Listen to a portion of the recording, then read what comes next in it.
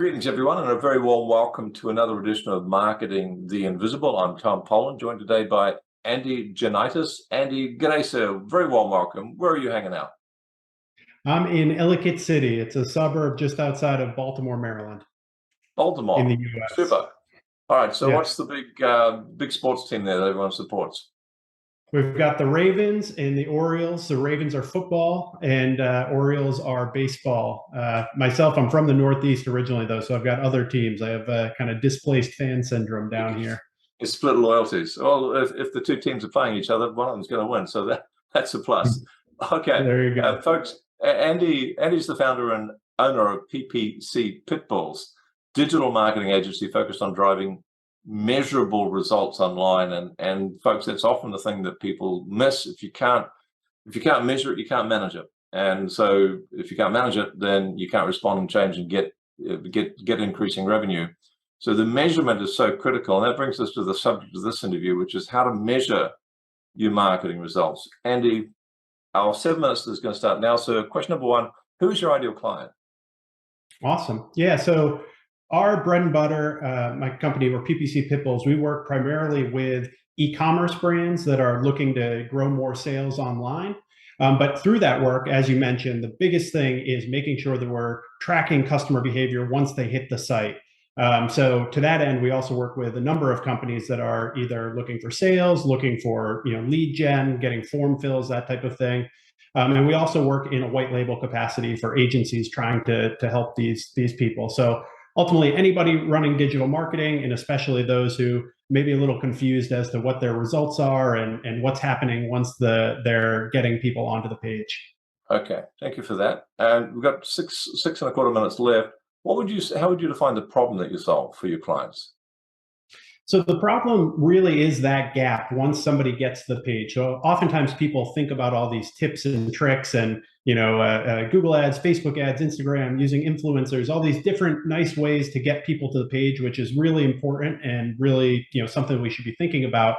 But it's kind of all for naught if you're sending people to the page and then you don't know what's happening there. There's no way to tell.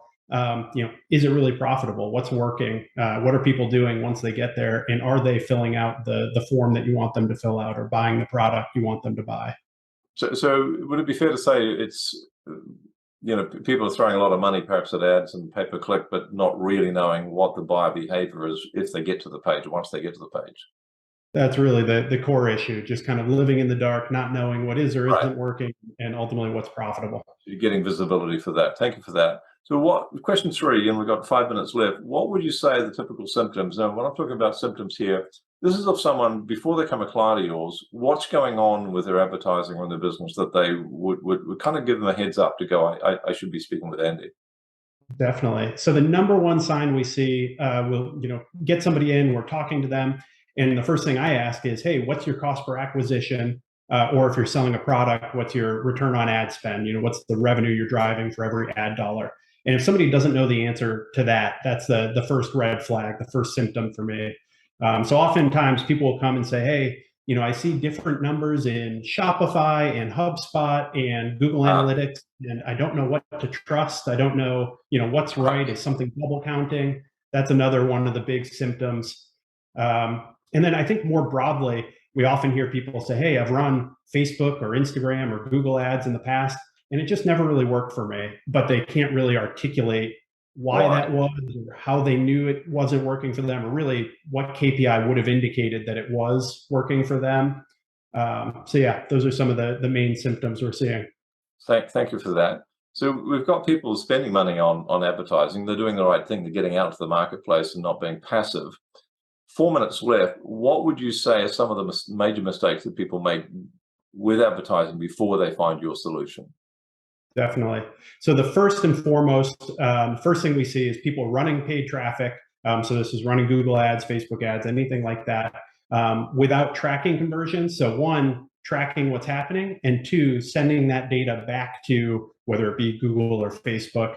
And the issues there, when you're, 1, not able to manage it, as you mentioned, not able to see what's working, what's not. But then even bigger than that, all of these platforms run on automated bidding these days.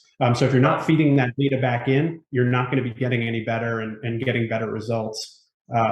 another common mistake is focusing on things like cost per click, CPC, or click-through rate, CTR, as opposed to cost per acquisition or ROAS, that are, really get to the core of what you're trying to get done and what you're trying to market towards.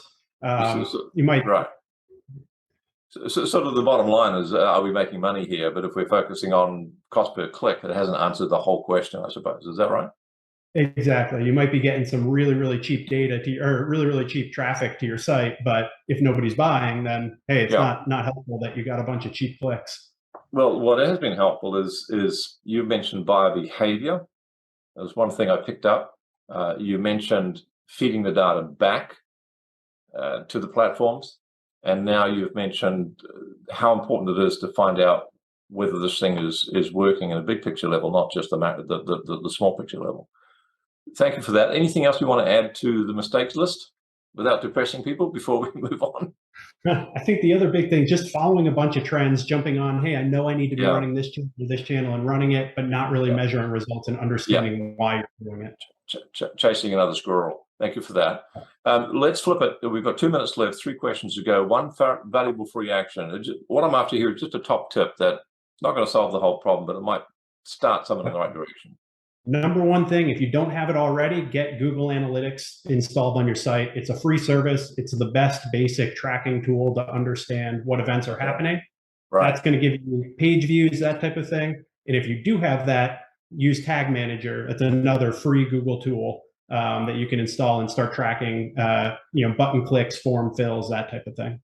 Google Analytics and Tag. Thank you. Let's go to question 6. Valuable free resource. I want to give people a URL they can go to and find out more about what you do, and maybe pick up some free cool stuff as well. Definitely. So I drive everybody to the homepage. That's ppcpitbulls.com.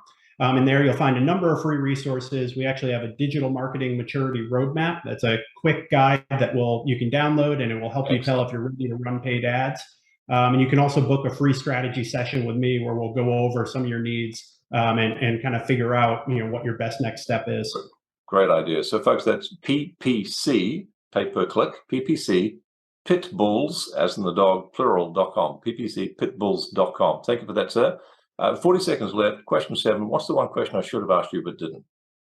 So one thing in this area that we're hearing a lot of, people are saying, hey, do I need to upgrade to GA4? So that's the newest version of Google Analytics. Maybe you've been running analytics for a while. Google's making a lot of noise about this new version. The answer is yes, you do need to get it updated. Universal Analytics, the older version, will be retired on July 23rd. So that's not going to work anymore come July 23rd, 2023, I should say. 23, yeah. So year over year data won't be available come July 2023 if you're not installing it now. So that would be my big tip. Get that going. So much value in that interview. Thank you, Andy. Folks, you want to listen to this one again because there are some absolute gold nuggets in there. Andy Janaitis, thank you so much for your time. Awesome. Thank you, Tom. Thanks for checking out our Marketing the Invisible podcast. If you like what we're doing here, please head over to iTunes to subscribe, rate us, and leave us a review. It's very much appreciated. And if you want to generate 5 fresh leads in just 5 hours, then check out www.5hourchallenge.com.